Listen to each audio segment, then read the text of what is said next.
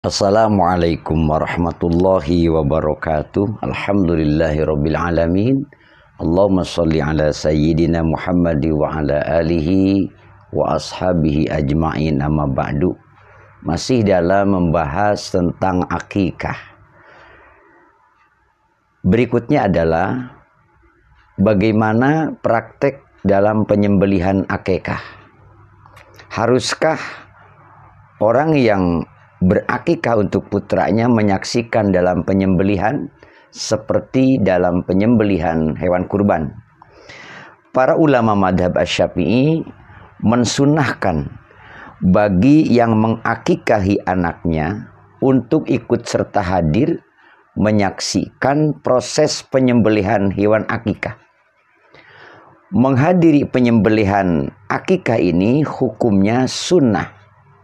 Hukumnya sunnah, bukan wajib. Jadi seandainya tidak hadir pun itu tidak masalah. Dalam artian akikahnya tetap sah karena ini dihukumi sunnah. Sebagaimana yang dikatakan oleh Al-Imam An-Nawawi, beliau mengatakan disunahkan jika mewakilkan penyembelihan kepada orang lain untuk ikut hadir menyaksikan penyembelihan. Karena ada riwayat dari Abu Sa'id Al-Khudri bahwa Nabi SAW berkata kepada Fatimah, berdirilah untuk sesembelihanmu. Waktu itu kurban, cuman kan sama dengan akikah. Dan saksikanlah, sesungguhnya tetesan darah yang pertama bisa mengampuni dosamu yang telah lalu. Dalam hadis riwayat Imam Baihaqi. Berikutnya, bagaimana kalau akikahnya itu di luar daerah? Artinya kita tinggal di satu daerah, kemudian akikah ke tempat lain. Salah satu contoh misalnya orang yang tinggal di Jakarta atau di mana, kemudian dia akikahnya itu di kampung halaman. Karena ada sebagian umat muslimin yang tinggal di perkotaan, tapi melakukan akikah anaknya yang baru lahir itu bukan di tempat dia tinggal. Dia menyembelih hewan akikahnya di kampung halaman orang tuanya. Nah, caranya misalnya dengan cara mentransfer sejumlah uang ke orang tuanya atau ke kerabatnya di suatu tempat untuk dibelikan hewan untuk dijadikan akikah. Beli kambingnya di desa, kemudian disembelih juga di sana. Hal ini dilakukan macam-macam alasan. Ada yang alasannya karena misalnya di Jakarta ribet lah, harus begitu begini. Kemudian yang kedua, di kota itu harganya juga mahal umpamanya. Nah, sengaja dia akikah di desa orang tuanya agar mendapatkan harga kambing yang lebih murah dan tidak ribet. Atau mungkin alasan lain, kalau di perkotaan orang menemukan daging setiap hari, tapi kadang di pedesaan ada misalnya suatu daerah yang memang jarang ada orang yang melakukan akikah. Nah, apakah praktek semacam ini diperbolehkan? Bagaimana hukumnya? Sah apa tidak akikahnya? Wa yajuju atau kilu fisyarro'il udhiyata wal akikota wa fi dabiha walau bi baladin ghairi baladil mudhi wal aki. Yang artinya diperbolehkan mewakilkan pembelian hewan kurban atau hewan akikah, dan juga boleh mewakilkan dalam penyembelihannya walaupun kurban atau akikah tersebut dilakukan bukan di tempat tinggalnya si pengurban dan orang yang mengakikahinya itu. Artinya walaupun penyembelihannya itu dilakukan bukan di tempat orang yang kurban atau bukan di tempat orang yang mengakikahi itu. Nah, ini dikatakan di sini boleh dengan cara demikian, dengan cara mentransfer uang sejumlah untuk membeli hewan akikah, dibelikan di sana, disembelih di sana, dan nanti hasilnya dibagikan juga kepada masyarakat sekitaran di sana. Jadi intinya boleh-boleh saja jika ingin akikah di kampung halaman orang tuanya, dan akikahnya tetap sah. Yang penting hewannya betul-betul disembelih dan diniatkan akikah untuk sang bayi. Itu diantaranya. Kemudian ada kesunahan-kesunahan di dalam menyembelih. Ini juga tidak kalah pentingnya sama dengan hal penyembelihan hewan kurban. Dalam madhab Syafi'i disunahkan bagi penjagal, yang dimaksud penjagal adalah orang yang bertugas menyembelih.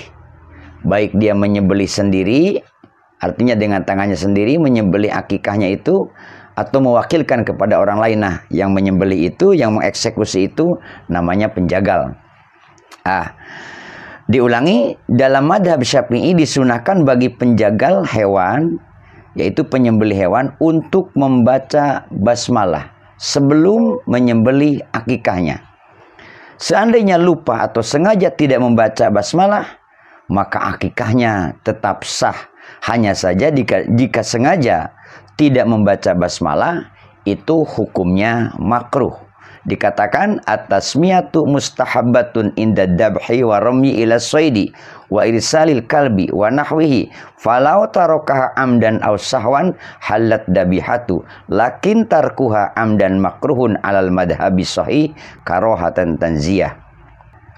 Membaca basmalah ketika menyembelih hukumnya mustahab, hukumnya sunnah. Termasuk juga ketika berburu dengan tombak, dengan anjing. Seandainya sengaja tidak membaca basmalah, maka sembelihannya tetap sah. Namun dihukumi makruh jika sengaja tidak membaca basmalah. Nah, setelah membaca basmalah, kemudian disunahkan juga membaca takbir. Jadi kalau tadi sunnah pertama membaca basmalah, kemudian disunahkan baca takbir. Wattafaqo ashabuna ala istihbabit takbiri ma'at tasmiyati fayaqulu bismillahi wallahu akbar. Ini penting. Para ulama Syafi'iyah sepakat bahwa disunahkan membaca takbir bersamaan dengan basmalah. Maka hendaklah dia mengucapkan bismillahi Allahu akbar. Itu caranya. Jadi disatukan antara membaca basmalah dengan membaca takbir. Begitu dikatakan oleh Imam Nawawi. Lalu masih dalam kesunahan menyembelih hewan akikah adalah setelah membaca basmalah dan takbir, disunahkan pula membaca sholawat atas Nabi Muhammad sallallahu alaihi wasallam bersamaan dengan basmalah ketika menyembelih kurban atau menyembelih akikah. Hal ini sebagaimana yang dinaskan oleh Imam Asy-Syafi'i dalam kitab Al-Um, dibenarkan oleh Imam Asy-Syairazi dan ulama Syafi'iyah lainnya. Selain membaca basmalah, takbir dan sholawat, juga disunahkan juga berdoa. Disunahkan baca Allahumma minka wa ilaika Allahumma inna hadhihi aqiqatu fulan. Kemudian sebelum melakukan proses penyembelihan, disunahkan juga untuk menghadap ke arah kiblat bagi penjagal, bagi orang yang menyembelihnya. Begitu juga hewan yang disembelih disunahkan untuk dihadapkan ke kiblat. Kalau di kita kiblat itu adanya di mana? Di barat ya. Nah, menghadap ke kiblat bagi penyembelih dan menghadapkan hewan kurban atau akikah ke arah kiblat itu hukumnya mustahabbah. Artinya hukumnya sunat. Hal ini disunahkan di semua penyembelihan. Baik penyembelihan yang bukan kurban, bukan akikah, itu juga sama. Disunahkan orang yang menyembelihnya menghadap kiblat dan hewan yang disembelihnya dihadapkan ke kiblat. Tetapi dalam menyembelih untuk hewan kurban dan untuk hewan akikah, maka ini sunnahnya itu sangat disunahkan. Ketika hewan dihadapkan ke arah kiblat, disunahkan posisi badan hewan akikah itu dimiringkan. Artinya tidur di bagian kirinya. Seperti yang dibahas di dalam bab kurban. Berarti posisi kepala berada di arah selatan. Karena kita kiblatnya itu di barat ya. Berarti di arah selatan kepala hewan itu. Nah, kepala hewan di arah selatan, berarti nanti tangan yang menyembelih itu kan megangnya ke bagian kepala. Nah, bukan di utara. Kalau di utara berarti yang menyembelih nanti megangnya di badannya hewan gitu. Bahkan para ulama Syafi'iyah menganjurkan untuk mengikat semua kakinya kecuali kaki kanan. Kaki kanan itu kaki kanan bagian belakang. Jadi yang 3 itu disatukan diikat, ya kan? Berarti depan 2, belakang 1 yang kiri. Yang satunya dalam mazhab Syafi'i itu sunat dilepas, tidak diikat. Nah, sebagaimana yang dikatakan oleh Imam An-Nawawi. Dalam mazhab Syafi'i ada 2 saluran yang wajib putus ketika hewan itu disembelih.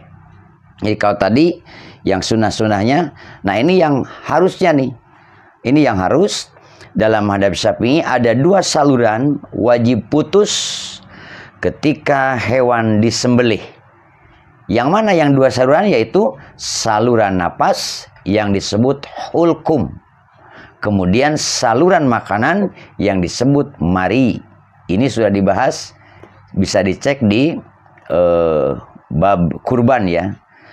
Nah, Imam Taqiyuddin Al-Hisni rahimahullah dalam kitab Kifayatul Akhyar menyebutkan agar sembelihan menjadi halal, maka harus memotong semua bagian hulkum, semua bagian saluran pernapasan, dan almari, yaitu saluran makanan, dengan alat atau pisau. Itu dikatakan dalam kitab Kifayatul Akhyar. Bahkan Imam Nawawi dalam kitab Majmu'nya, beliau juga mengatakan telah kami sebutkan bahwa madhab kami, yang disebut madhab kami di sini adalah madhab Syafi'i, mensyaratkan harus memotong hulkum, saluran napas, dan mari, saluran makanan. Adapun wajadain, apa itu wajadain? Sepasang saluran tempat lewatnya darah yang di pinggir sini, itu hukumnya sunnah dipotong. Jadi yang wajibnya itu dalam madhab Syafi'i sebagaimana dikatakan oleh Imam Nawawi adalah hulkum dan mari, saluran pernapasan dan saluran makanan. Baik.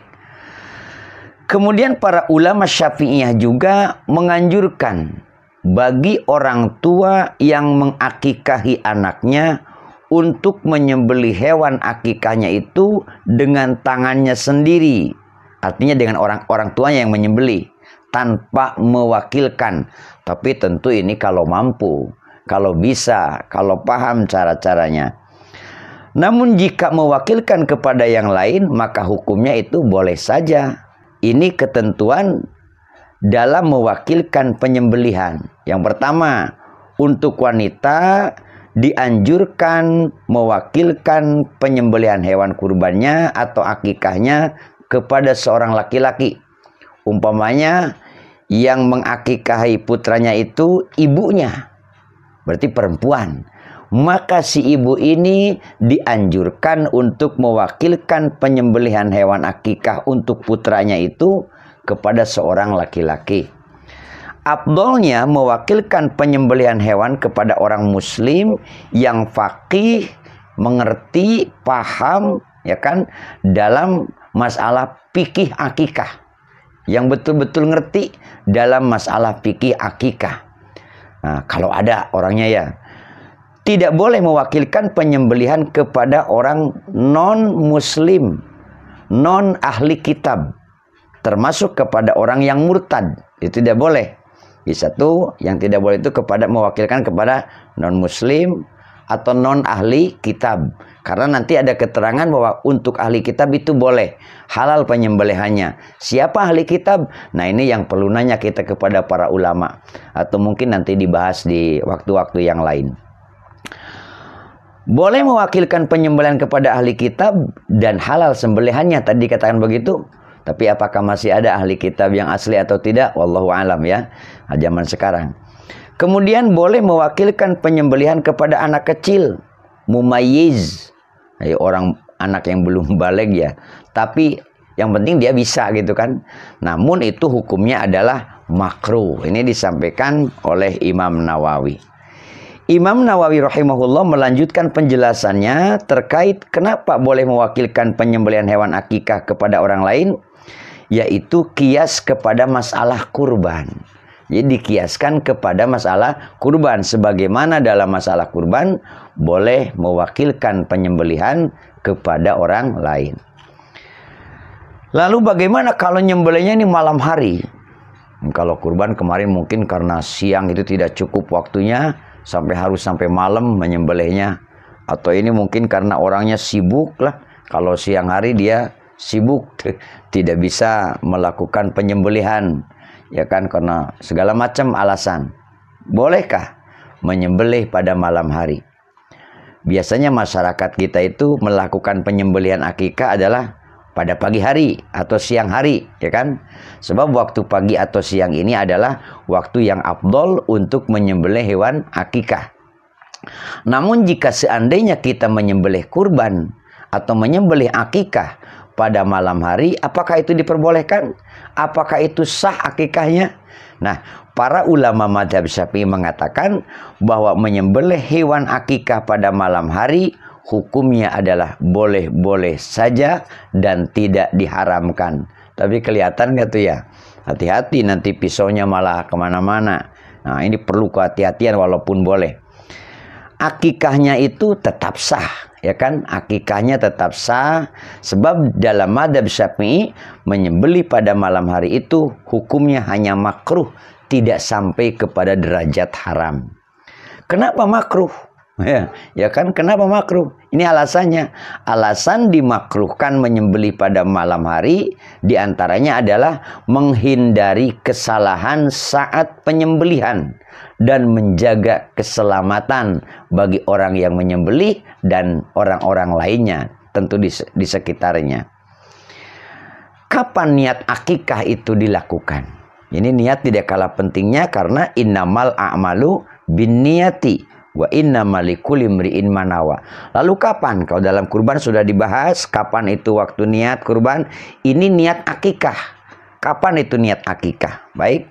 Setiap ibadah kan kita tahu bahwa setiap ibadah yang dilakukan sudah tentu wajib berniat dalam melaksanakannya. Begitu juga dengan ibadah akikah, karena akikah ini juga termasuk ibadah.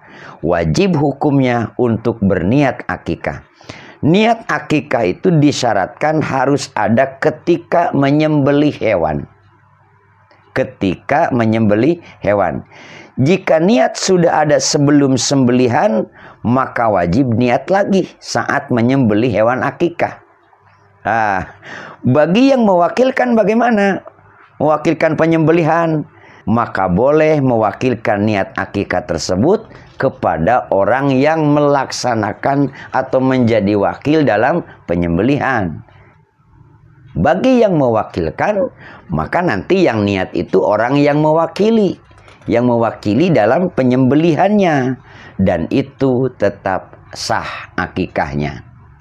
Disyaratkan, kata Imam Nawawi di dalam Majmu' Syarah Muhadzab, dikatakan disyaratkan harus niat saat menyembelih hewan akikah, sebagaimana masalah kurban. Jika sudah niat sebelum menyembelih, apakah harus niat lagi saat menyembelihan?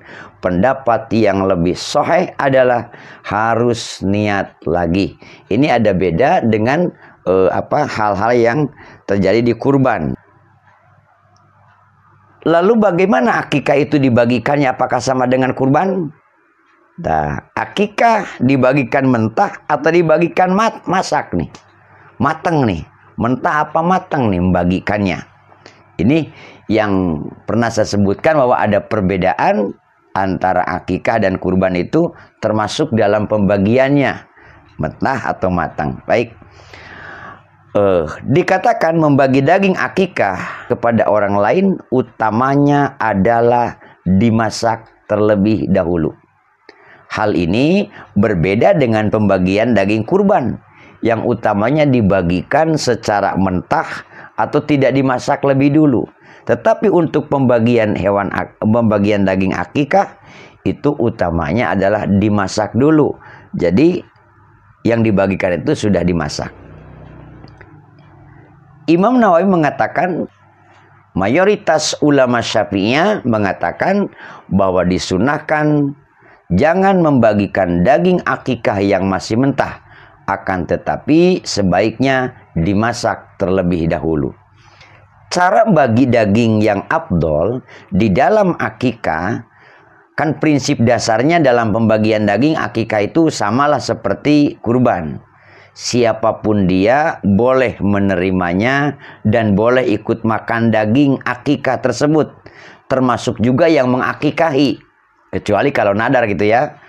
Namun jika akikahnya adalah akikah yang sifatnya nadar, maka wajib disedekahkan seluruh dagingnya kepada orang lain. Yang mengakikahi tidak boleh ikut makan daging akikah tersebut. Pembagian daging akikah yang sudah dimasak lebih afdol kita antarkan langsung masakan tersebut kepada fakir miskin. Ini afdolnya ya, daripada mereka kita undang datang ke rumah untuk makan.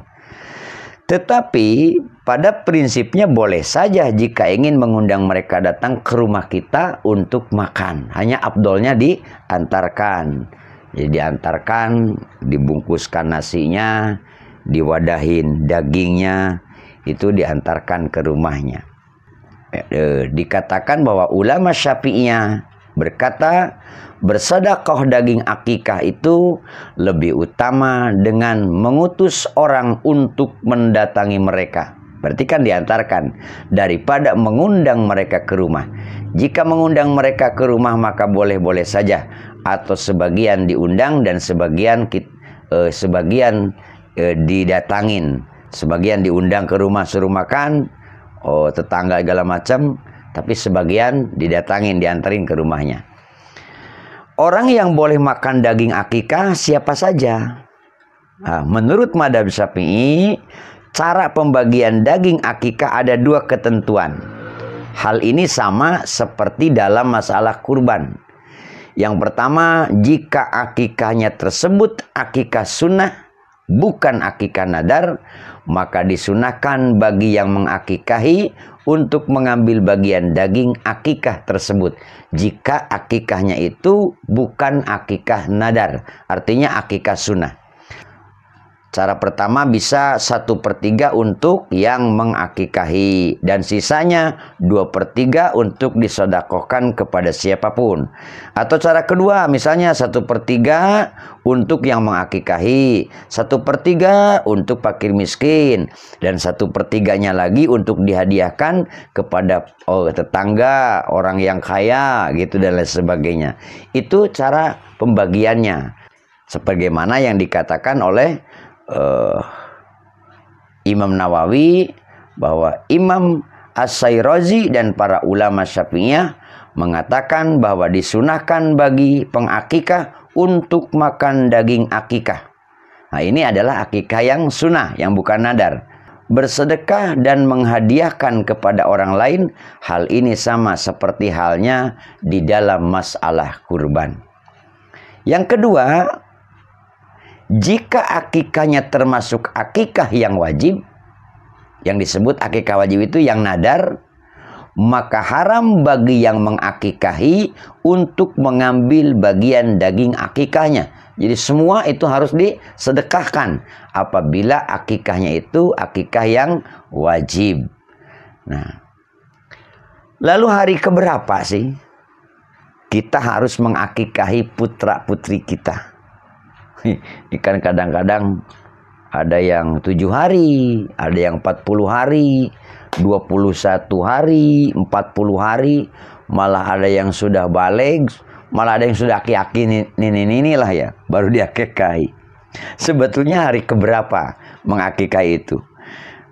Baik, hari yang afdol, ini yang afdol dulu ya. Hari yang afdol untuk menyembelih hewan akikah adalah hari ke-7 dari hari kelahiran sang bayi. Namun jika tak mampu hari ke-7, aduh mana masih repot kan, emaknya juga belum begitu sehat ya. Hari ke-7, wah ruwet ini. Apabila di hari ke-7 belum mampu, maka boleh di hari ke-14. Berarti 2 minggu tuh. dari kelahiran sang bayi, hari ke-14. Atau hari ke-21, 3 minggu tuh. Nah, jika belum mampu juga pada hari ke-21, boleh kapan saja sampai bayi itu sebelum balik. Nah, ini yang pertama nih, sampai bayi itu sebelum balik. Contoh misalnya bayi lahir pada hari Kamis, maka hari ketujuhnya adalah nanti hari Rabu gitu kan. Itu kalau ngitung 7 hari. Nah, sebagaimana dikatakan bahwa disunahkan menyembelih hewan akikah pada hari ke-7 dari hari kelahiran sang bayi.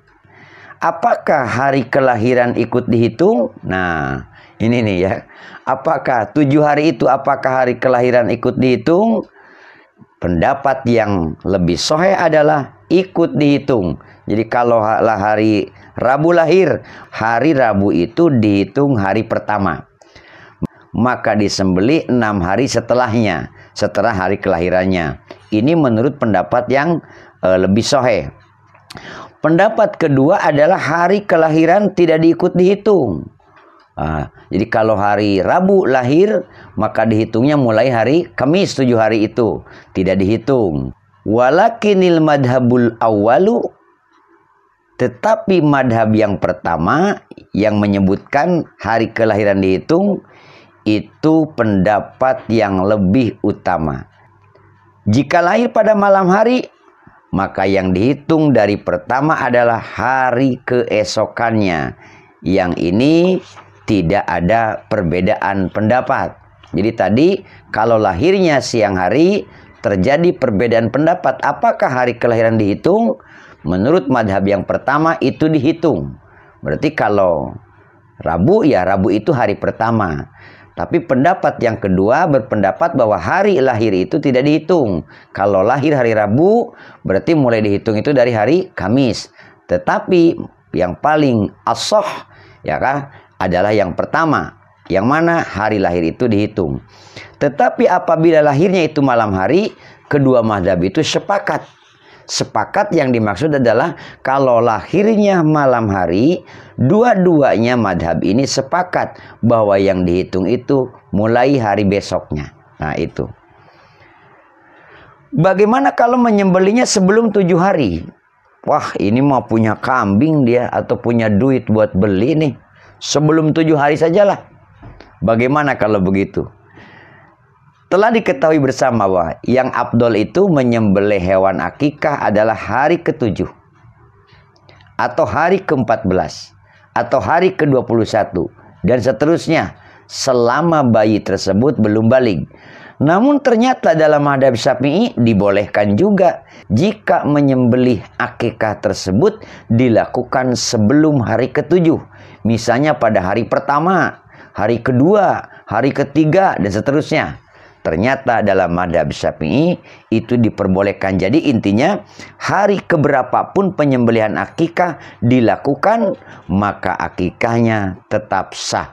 Sebagaimana yang dikatakan oleh Imam Nawawi, Imam Asy-Syairazi dan para ulama Syafi'iyah mengatakan bahwa seandainya ada yang menyembelih hewan akikah setelah hari ke-7 atau sebelum hari ke-7 setelah lahir, maka hukumnya itu adalah boleh. Namun jika disembelih sebelum bayi lahir, maka itu tidak sah. Itu diungkapkan oleh Imam Nawawi. Jadi kalau bayinya belum lahir, maka akikahnya itu tidak disebut akikah, tidak sah, tidak bisa disebut akikah jadinya. Malah jadi daging biasa saja. Kalau disodakokan ya daging sodako. Sampai kapan batas akhir akikah itu? Ini kan ada yang sudah hampir balik, anak masih belum kebeli kambing nih. Kapan ini batas akhirnya gitu ya? Menurut madhab Syafi'i, melakukan akikah sebaiknya jangan sampai bayi sudah berumur balik. Sebaiknya nih, sebaiknya jangan sampai si bayi sudah berumur balik. Sebab batas akhir kesunahan akikah bagi orang tua terhadap anaknya adalah sebelum anaknya masuk pada usia balik. Wala tafutu bi ta'khiriha anis sab'ati. Para ulama Syafi'iyah berkata, kesunahan akikah tidak berakhir pada hari ketujuh saja. Namun disunahkan jangan sampai melakukan akikah itu melebihi batas usia baligh sang bayi.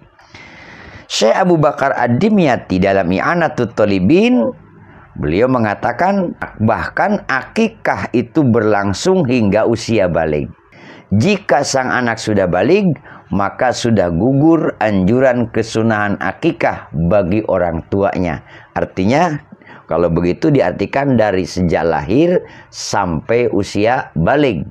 Nah, cuman afdolnya yang tadi, di usia ke-7 hari, usia ke-14 hari, 21 hari. Lalu bagaimana kalau kita ini dulu belum diakekahi oleh orang tua? Mungkin orang tua kita ekonominya tidak mampu untuk membeli hewan kambing untuk akikah, karena kondisinya waktu itu ya namanya juga zaman dulu. Dia tidak memelihara kambing, dia tidak punya uang. Akhirnya kita setelah dewasa punya harta, ya kan, atau juga kita ngurus kambing, mengakikahi diri sendiri. Apakah boleh? Ya kan? Menurut Madzhab Syafi'i, bagi kita yang dulu belum diakikahi oleh orang tuanya, itu adalah boleh hukumnya mengakikahi diri sendiri walaupun kita sudah baligh. Sebagaimana dikatakan oleh Imam Nawawi, Imam Rafi'i mengatakan bahwa jika mengakhirkan akikah sampai batas usia baligh, maka orang tua sudah tidak ada kesunahan baginya mengakikahi anaknya. Namun sang anak boleh saja mengakikahi dirinya sendiri. Imam Al-Qafal dan As-Sasi memandang hal tersebut adalah perbuatan baik. Sebab Nabi SAW pernah mengakikahi dirinya sendiri ketika sudah diangkat menjadi nabi. Hal ini ada dalam riwayat hadis Imam Al-Baihaqi. Jadi kalau melihat kepada apa yang diungkapkan para ulama tadi, bahwa mengakikahi diri sendiri itu adalah boleh, karena ada riwayat bahwa Nabi pernah mengakikahi dirinya sendiri setelah diangkat menjadi nabi. Dikatakan juga dalam kitab I'anatul Thalibin, seandainya bayi sudah baligh sementara orang tuanya belum mengakikahinya, maka disunahkan bagi sang anak untuk mengakikahi diri sendiri. Ketika sang anak sudah baligh, maka ketika itu juga kesunahan bagi orang tuanya sudah gugur. Lalu bagaimana ini kalau bayinya itu meninggal di hari ke-7? Insya Allah sebelum diakikahi sudah meninggal. Apabila sang bayi meninggal dunia dalam keadaan belum diakikahi, maka menurut Madzhab Syafi'i tetap disunahkan diakikahi. Imam Nawawi menjelaskan, seandainya bayi meninggal dunia setelah hari ke-7 atau setelah lahir, maka ada dua pendapat ulama. Pendapat pertama, disunahkan untuk tetap diakikahi. Sedangkan pendapat kedua mengatakan sudah gugur kesunahannya dengan meninggalnya sang bayi. Dikatakan seandainya bayi meninggal dunia sebelum hari ke-7, maka tetap disunahkan untuk diakikahi. Ini menurut Madhab Asy-Syafi'i. Lau matal mauludu qabla sabi'i ustuhibbat al-aqiqatu indana. Jadi walaupun bayinya itu sudah wafat, maka tetap disunahkan diakikahi. Kemudian siapa yang mengakikahi bayi itu? Bayi yang baru lahir disunahkan untuk diakikahi. Kesunahan itu berlaku bagi orang tua sang bayi. Namun jika orang tuanya tidak mampu mengakikahinya, maka boleh siapa saja, yaitu orang yang menanggung nafkah bayi tersebut. Boleh kakeknya, boleh neneknya, ya, siapa yang mampu untuk mengakikahinya. Sebagaimana dikatakan para ulama Syafi'iyah mengatakan bahwa yang mengakikahi bayi adalah orang yang menanggung nafkah bayi tersebut, dan biaya akikah diambil dari harta orang yang menanggung nafkahnya, bukan dari harta sang bayi. Umpamanya ada bayi yang meninggal tuh sudah punya harta dia, karena memang begitu lahir langsung diberikan melalui kuasa hukumnya misalnya, atau melalui siapa, wah ini harta untuk si bayi. Nah, tetap diambil harta untuk akikah itu dari harta orang yang menanggung nafkah itu si bayi. Untuk sementara mungkin cukup di situ, nanti akan kita lanjutkan dengan pasal berikutnya mengenai bagaimana hukum menjual daging akikah. Kemudian nanti ada lagi di pasal berikutnya hukum melumuri kepala bayi dengan darah daging akikah. Insya Allah akan dilanjutkan di lain kesempatan. Itu saja barangkali, mudah-mudahan manfaat. Wallahu a'lam bishawab. Wassalamualaikum warahmatullahi wabarakatuh.